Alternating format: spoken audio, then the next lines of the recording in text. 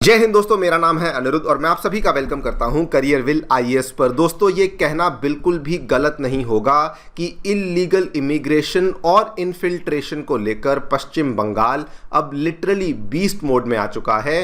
Because अभी जो latest development सामने आई है, आज ही की खबर है, कुछ ही घंटे पहले सामने आई है, वेस्ट बंगाल की गवर्नमेंट ने उनके जितने भी जिले हैं उन सभी जिलों में बैठे हुए जितने भी डिस्ट्रिक्ट मजिस्ट्रेट्स हैं उन सभी को एक लेटर जारी कर दिया है, एक ऑर्डर जारी कर दिया है, जिसमें उन्होंने कहा है कि आपको अपने अपने डिस्ट्रिक्ट में इल्लीगल फॉरेनर्स के लिए होल्डिंग सेंटर्स को एस्टैब्लिश करना है, जब तक कि उन इल्लीगल फॉरेनर्स का जो डेपोटेशन है वो भारत से नहीं हो जाता। आप लोग यहाँ पे देख सकते हैं खबर दोस्तों, आज ही सामने आई है। Bengal government orders holding centres for illegal foreigners ahead of the deportation drive. मैं आपको जो फॉर्मल चिट्ठी है वो भी दिखा देता हूँ। From the secretary in the department to the district magistrate of all the districts. ये चिट्ठी कल निकली थी फ्रॉम द सेक्रेटरी और सभी डिस्ट्रिक्ट मजिस्ट्रेट्स को आज मोस्टली पहुंच गई होगी। एंड इसमें सब्जेक्ट में क्लियर कट मेंशन्ड है,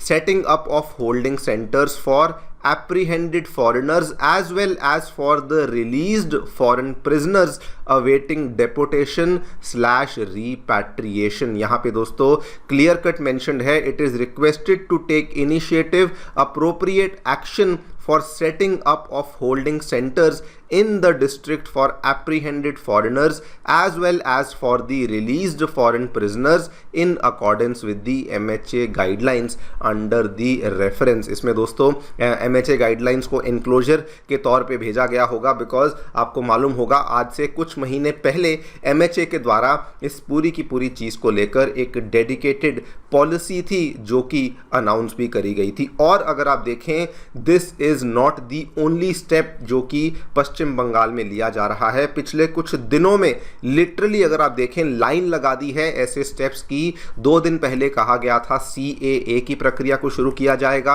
उसके पहले कहा गया था BSF को लैंड दी जाएगी बॉर्डर को सील करने के लिए, सुरक्षित करने के लिए।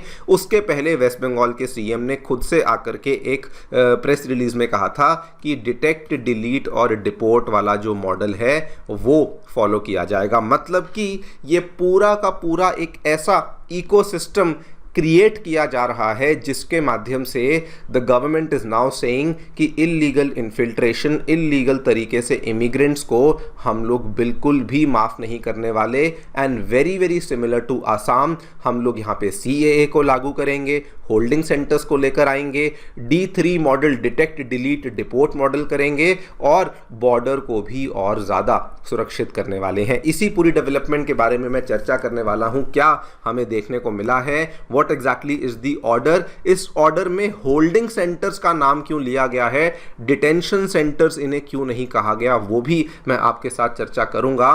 एंड ओवरऑल इसके क्या फ़ायदे हमें होने वाले हैं वो भी हम लोग समझेंगे। आइए शुरू करते हैं मेरे साथ। मेरा नाम है अनिरुद्ध।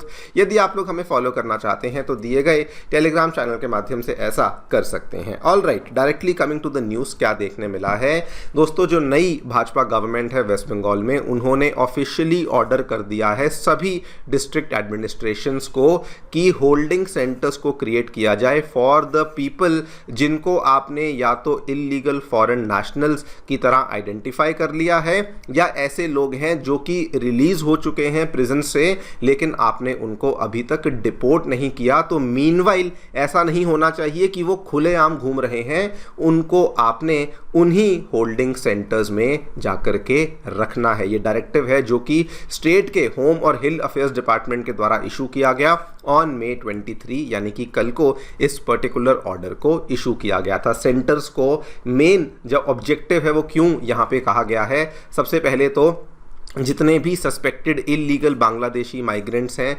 उनको ध्यान में रखते हुए, अगर कोई रोहिंग्या माइग्रेंट्स हैं म्यांमार से उनको ध्यान में रखते हुए, नंबर 3 जो मैं आपको पहले भी बता चुका हूं कि अगर कोई ऐसा फॉरेनर है जो कि किसी प्रिजन से रिलीज हो चुका है लेकिन अभी तक अपने देश में डिपोर्ट नहीं हुआ है तो उसको भी आपने मीनवाइल इस होल्डिंग सेंटर के अंदर रखना है और जब उसका डिपोर्टेशन होगा तब तक आपने उसको उसी होल्डिंग सेंटर के अंदर रखना है। एंड चौथा नंबर, ऐसे लोग जिनको आइडेंटिफाई तो हमने कर लिया है कि ये बांग्लादेशी हैं या फिर ये रोहिंग्या हैं, उस केस में जिन लोगों की नेशनैलिटी वेरिफिकेशन अभी पेंडिंग है या फिर अभी सामने वाली कंट्री से जवाब नहीं आया है, डेपोटेशन को लेके क्लियरेंस नहीं आई है, उन लोगों के लिए भी आपने होल्डिंग सेंटर में ही उन लोगों को रखना है।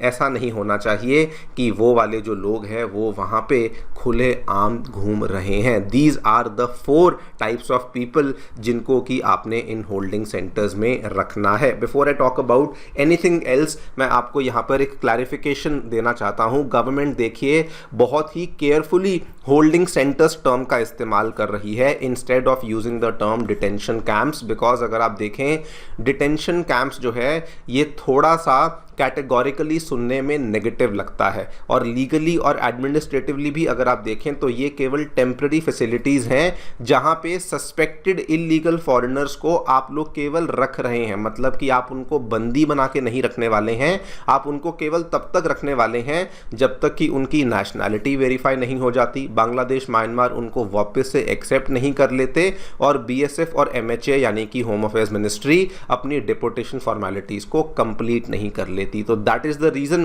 कि उनको होल्डिंग सेंटर्स का नाम दिया जाता है। और इसमें आपको यह भी बता दूं कि हर तरह की फैसिलिटी जो है वो दी जाएगी, खाने की, पीने की, सोने की। उसके अलावा इवन जो लोग सिमिलर फैमिलीज को बिलोंग करते हैं, मेक श्योर किया जाएगा कि उनको भी साथ में ही रखा जा रहा है। That is a very very major reason कि इनको होल्डिंग सेंटर्स का नाम यहां पे दिया गया है। नाउ ये मूव सिग्निफिकेंट क्यों बन जाता है? वैसे तो आप सभी लोग इसका आंसर जानते ही हैं, लेकिन मैं फिर से आपको एक बार रिमाइंड करवा दूं, ये मूव सिग्निफिकेंट इसलिए बन जाता है बिकॉज पिछले कई दशकों से दोस्तों पश्चिम बंगाल के अंदर, बिकॉज पश्चिम बंगाल अपना लार्जेस्ट बॉर्डर शेयर करता है विद बांग्लादेश, वहाँ से बहुत बड़े तरीके से अवैध तरीके से माइग्रेशन हो रही थी।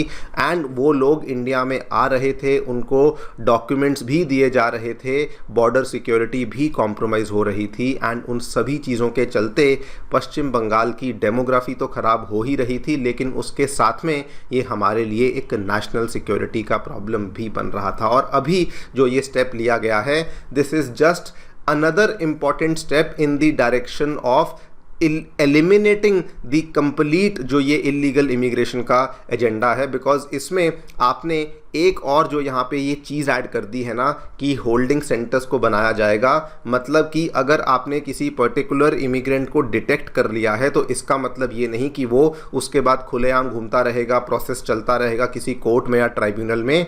जी नहीं, the government is now cracking down saying कि अब वो वाला जो व्यक्ति है उसको हम लोग किसी होल्डिंग सेंटर में रखने वाले हैं जब तक कि उसके अगेंस्ट जो भी कार्रवाई है वो किसी भी कोर्ट में या फॉरेन ट्राइब्यूनल के अंदर वो वाली कार्रवाई चल रही है। This is very very similar to Assam में भी दोस्तों ऐसे ही होता है कि जब तक आपकी जो सुनवाई है वो किसी हाई कोर्ट में या किसी सेशंस कोर्ट में चल रही है या किसी फॉरेन ट्राइब्यूनल में चल रही है, तब तक आपको किसी ना किसी होल्डिंग सेंटर में रखा जाता है और बिल्कुल सिमिलर मॉडल को फॉलो किया जा रहा है। ओवरऑल अगर आप देखें जो बिगर स्ट्रैटेजी थी, जो डिटेक्ट, डिलीट और डिपोर्ट वाली स्ट्रैटेजी थी, उसमें दोस्तों डिटेक्शन के बाद यहां पर बीच में ये होल्डिंग सेंटर या होल्डिंग सेल वाला ये कॉन्सेप्ट बेसिकली बनाया गया है ताकि डिटेक्शन के बाद बिफोर इट इज़ कन्फर्म्ड कि क्या वो व्यक्ति वाकई में बांग्लादेशी है या फिर वो म्यांमार से आया है या फिर किसी और कंट्री से आया है,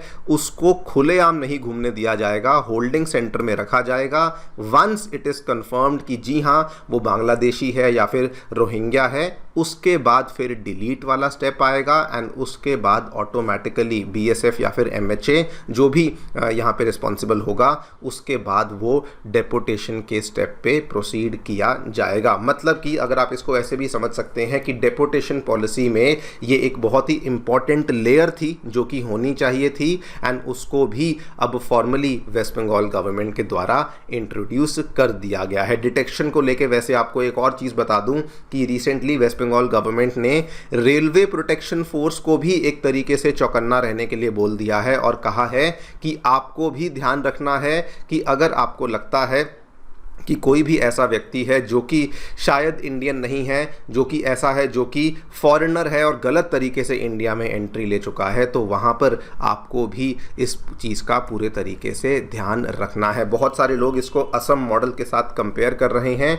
जो कि बिल्कुल भी गलत नहीं है। बिकॉज अगर आप देखें पिछले कई सारे दशकों में असम ने भी सिमिलर तरीके से एक पूरा का पूरा इंफ्रास्ट्रक्चर, एक पूरा का पूरा स्ट्रक्चर तैयार किया हुआ है, जिसमें कि फॉरेन ट्राइब्यूनल्स होते हैं। वहाँ पर हालांकि डिटेंशन सेंटर्स ही कहा जाता है, एनआरसी का फ्रेमवर्क है, और उसके बाद डेपोटेशन करने के लिए भी इंफ्रास्ट्रक्चर को तैयार किया हुआ है। तो कल को अगर पश्चिम बंगाल में सिमिलर लाइंस पे एनआरसी भी लाया जाता है तो ये बिल्कुल चौंकाने वाली बात नहीं होगी, बिकॉज ऑलमोस्ट एनआरसी को छोड़ के जितनी भी चीज़ें असम में होती हैं वो ऑलमोस्ट सभी चीज़ें पश्चिम बंगाल में फ़िलहाल ला दी गई हैं। और मैंने इस चीज़ को लेके वीडियो पहले भी बनाई थी, तब भी मैंने इस बात का जिक्र किया था कि वेस्ट बंगाल असल में इस चीज़ में ज़्यादा वल्नरेबल है। बिकॉज अगर आप टोटल बॉर्डर देखें जो कि बांग्लादेश के साथ वेस्ट बंगाल का बॉर्डर टच होता है, तो इधर दोस्तों अगर वेस्ट बंगाल है, यहाँ कहीं पे असम है, यहाँ कहीं पे मेघालय है, इधर आपका मिज़ोरम आता है, इधर आपका त्रिपुरा आता है, तो उस केस में वेस्ट बंगाल का जो बॉर्डर है ये 2200 किलोमीटर से भी ज़्यादा बड़ा बॉर्डर है, जिसमें 500 से 600 किलोमीटर के बॉर्डर के ऊपर तो फेंसिंग भी नहीं हो रखी। असम का भी बॉर्डर अच्छा खासा है और असम भी प्रॉब्लम्स को फेस करता है, लेकिन अगर आप नंबर्स के हिसाब से देखें वेस्ट बंगाल बहुत ज़्यादा वल्नरेबल है। And it was high time कि गवर्नमेंट के द्वारा ये स्टेप्स को लिया जाए, और अभी दोस्तों गवर्नमेंट के द्वारा उन स्टेप्स को वाकई में लिया भी जा रहा है। देखते हैं आगे चलकर क्या होता है।